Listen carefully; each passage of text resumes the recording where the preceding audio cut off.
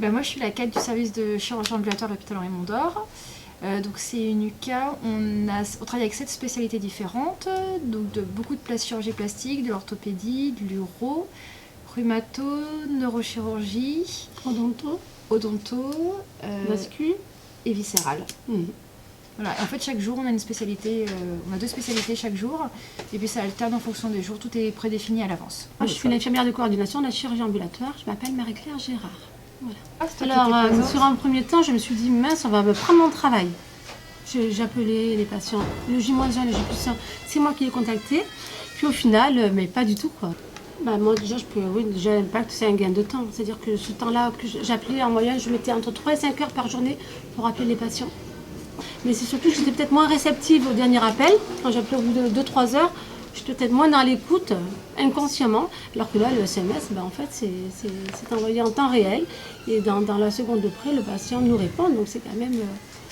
Et puis on a vu aussi des patients qui ne répondaient jamais.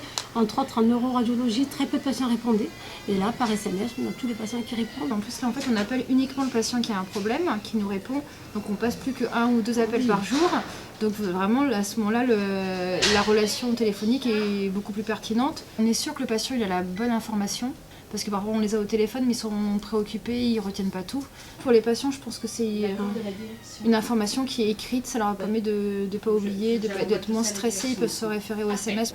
À quelle heure j'arrête de manger, quand est-ce que je prends ma douche, ce soir, demain matin, quel produit. Par exemple, pour l'urologie, il faut qu'ils aient fait leur ECBU.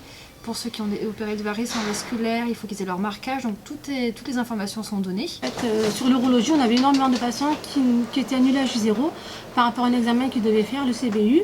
Il était positif, on n'en était pas informés. On les contacte et on met en place, avec le service d'urologie, un antibiogramme et un antibiotique est mis en place. Le patient est quand même opéré. Ce qui est bien, c'est que c'est très réactif. Bon, parfois, on se rend compte qu'il y a un petit souci dans le service et on modifie un peu le protocole pour que le patient reçoive un message différent pour rectifier justement les erreurs. On avait un gros souci, parce qu'on avait plus les patients venaient sans accompagnant le soir, et donc on a modifié le SMS. Moi, c'est pouvoir répondre aux patients par SMS. Quand ils nous posent des questions, alors ça peut être, ça va de j'ai oublié mon portable, j'ai oublié mon chargeur, est-ce que je peux reprendre une douche, c'est pouvoir leur répondre directement plutôt que les appeler.